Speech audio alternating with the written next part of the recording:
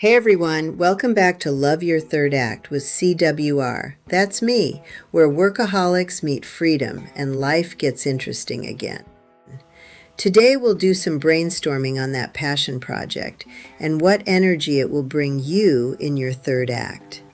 You know, I personally brainstormed around a certain type of energy that I wanted to get back to and that I'd experienced before. That was writing and publishing, which I had done before life got busy. But podcasting was a new thing for me, all things creative. That works for me. Now, ask me, did I consider other avenues? I did.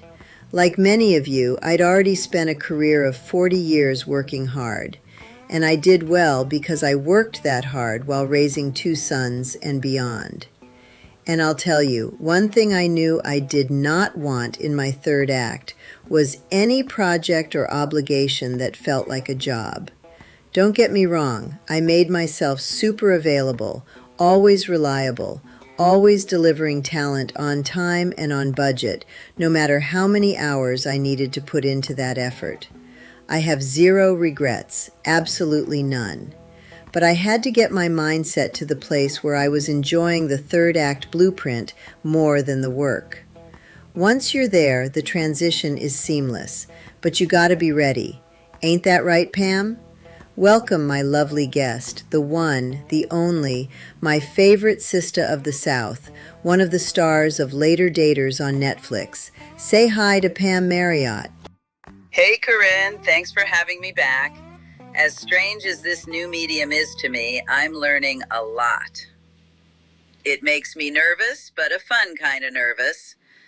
Last time we talked, you asked me if there was anything I ever wanted to be when I grew up. Well, a little girl in Georgia growing up in the 50s and 60s wants to be a lot of things, I suppose. I think I was a tomboy, climbing trees, playing in the dirt like kids do. I wanted my dad to be proud of me, that's for sure. And when I got the job at Eastern Airlines, he was mighty proud. Probably why my parents lost it when I quit and took off to England. They were horrified that I'd given up a perfectly wonderful job for some short little Cockney boy with a huge voice. So what did I love doing as a young woman? I enjoyed a bit of modeling for photographers. I especially loved the whole mod scene in London, running around town with Steve and the band dressed to the nines. God, I was so skinny then. The clothes were fabulous. The skinny suits, the mini dresses, and white go-go boots. The energy was very special. Everything seemed possible. We were all so young. Well, I suppose I do have a book or two in me. I'd like to do that so my grandchildren will know who their grandparents really were, not the myth and select stories people like to tell that are neither true nor the whole story. I am very attached to veterans and the military. I have served as a civilian flying soldiers in and out of Iraq. It was dangerous work. I'm proud that I served when I was needed. You know, Corinne, that things happened to me over there that I can't ever erase from my mind. I have PTSD ever since. And now I understand my father and his PTSD after World War II and the things he could never unsee. Man, war is a terrible thing. It has ruined many a life. I pray our country gets back to sanity and gets out of these wars for the profit of the few. Gotta vote this administration out in the American midterms and get rid of the chaos. There's no other way, and any of you out there who can vote must vote. There, I said it. 3 million expats living elsewhere around the world who have a right to a ballot.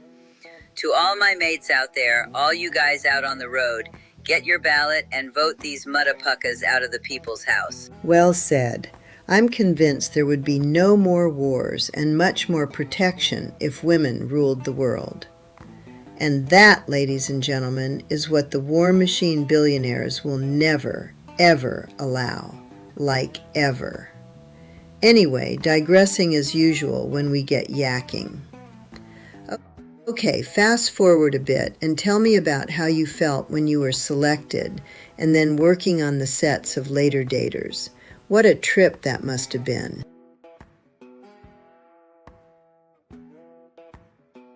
Oh yeah, it was a trip all right.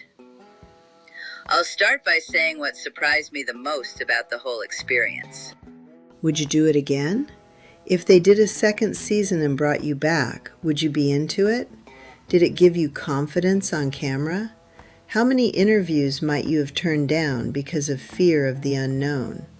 First of all, as far as I've known, you have never, ever lacked confidence.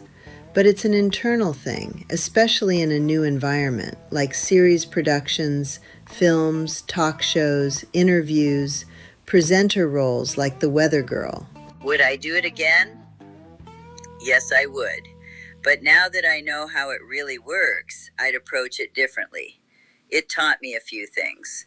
Talk about being thrown into the deep end, never having done anything remotely like this before. Like a series of multiple episodes. A Michelle Obama production for my first experience.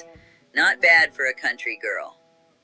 I don't believe I even knew what I was expecting it to be like, but I found that I was so nervous, and thank God my granddaughter Zoe was with me, or I'd have had a nervous breakdown. Now that I've been to the puppet show and I've seen the strings, I'd have probably relaxed more. At first, I thought I looked ridiculous and nutty so much I wanted to crawl into my bed with all the animals and become a hermit for good. But then I got so many positive comments that for many viewers, they said they felt I was the most real and authentic of those participating. You know, even if it comes with she's quirky, I'll take it. One thing I can't be is anyone else. Another thing I learned from actually working with the director and the various crew on this production and the set they built at my home in Georgia was that time waits for no one. It sure goes fast. Then there's a lot of waiting around that no one sees. So you need patience and can occupy yourself between waiting. The third thing I learned was that I really was not interested in dating anyone. I think I was just looking for a new friend. And I met a good few on that show who I've kept in touch with. But of course, these were the matches that they determined fit my type. It's all so performative that you simply cannot just be yourself. So you act, darling. I'm ready for my close-up, not. That's hilarious, Pam, and it's a tribute to you for being such a good sport about the whole thing and putting yourself out there in such a Netflix kind of way, which was massive. Everyone was on it from day one. I thought you were great, by the way, and that's because I know you so well and saw classic nervous Pam joking and laughing her way through a very real fear of embarrassment. Long before Later Daters, I've seen classic nervous Pam laughing and joking her way through any situation where someone else associated with her behaved badly. You get guilt by association and feel responsible, even though you have no reason to feel responsible for another's behavior. But when you're young, you think everything must be your fault that a spouse or a boyfriend says or does. So you keep laughing and joking to keep everyone around you comfortable, so no one cops on to the stress you feel constantly when you're young, with a kid, and living on the edge with no plan.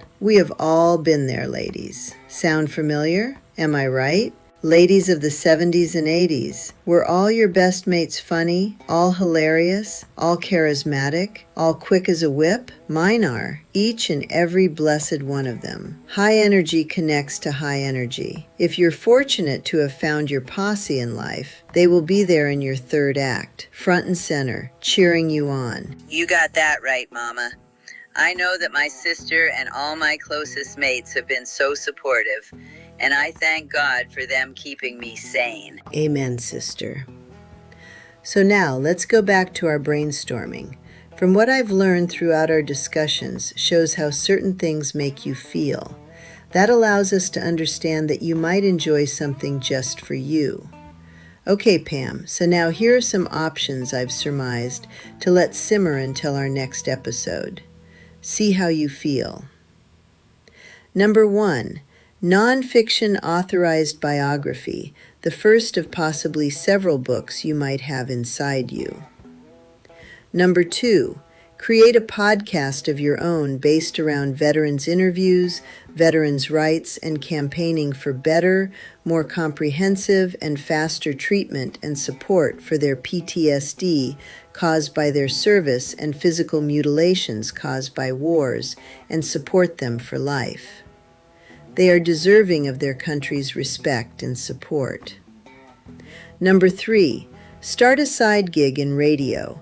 You have a sultry, deep, whiskey and cigarettes kind of voice that would be fabulous on a late-night talk show. You can learn as you have the natural tools and abilities. And you can talk for Jesus, girl.